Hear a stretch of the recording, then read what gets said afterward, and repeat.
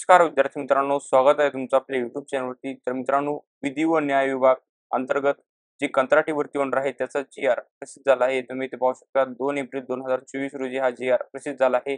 यामध्ये त्यांनी असं म्हणलं आहे, की सरकारी वकिलांचे कार्यालय, उच्च न्यायालय, खंडपीठ औरंगाबाद या कार्यालयाकरिता लिपिक, टंकलेखक 5 व शिपाई 5 अशा एकूण 10 अतिरिक्त कर्मचाऱ्यांच्या सेवा बाह्य यंत्रणेद्वारे घेण्याबाबतचा हा जी-आर आहे मित्रांनो. तर हा जी-आर जो आहे तो 2 एप्रिल रोजी प्रसिद्ध झाला आहे. तुम्ही ते पाहू शकता. इथे अधिक माहिती प्रस्तावनेमध्ये दिली आहे.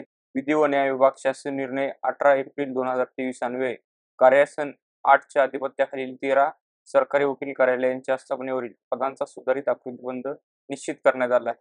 मित्रांनो, हा जो आकृतीबंध होता तो 13 सरकारी वकील कार्यालयांच्या आस्थापनेवरील आहे आणि त्याचबरोबर मित्रांनो सदर सुधारित आकृतीबंधानुसार सरकारी वकिलांचे कार्यालय, उच्च न्यायालय आणि खंडपीठ औरंगाबाद या कार्यालयाकरिता एकूण 80 नियमित पदे व 38 पदांच्या सेवा बाह्य यंत्रणेद्वारे घेण्यात मान्यता देण्यात येत आहे, असं त्यांनी इथे सांगितलेलं आहे.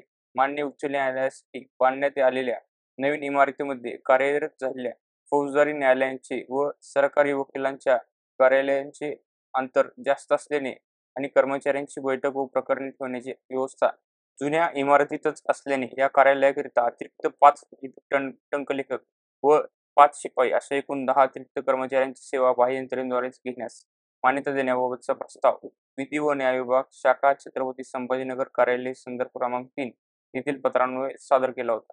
तर मित्रांनो, ही जी जागा आहेत एकूण 10 आहेत जागा आहेत. यामध्ये 5 जागा ज्या आहेत ते लिपिक टंकलेखक या पदाच्या आहेत आणि 5 शिपाई असे एकूण 10 अतिरिक्त कर्मचाऱ्यांची सेवा जी आहे बाह्य यंत्रणेद्वारे भरण्यात येणार आहेत. आणि त्याचबरोबर मित्रांनो, हा जो जी-आर आहे त्याला मान्यता मिळाली आहे. तर मित्रांनो, याची जशी जाहिरात येईल तसे मी आपल्या चॅनलवरती नक्की व्हिडिओ अपलोड करीन. त्यासाठी चॅनलला सबस्क्राईब करून ठेवा आणि अशाच लेटेस्ट अपडेटसाठी व्हिडिओला लाईक करा, शेअर करा व सबस्क्राईब करा. धन्यवाद मित्रांनो.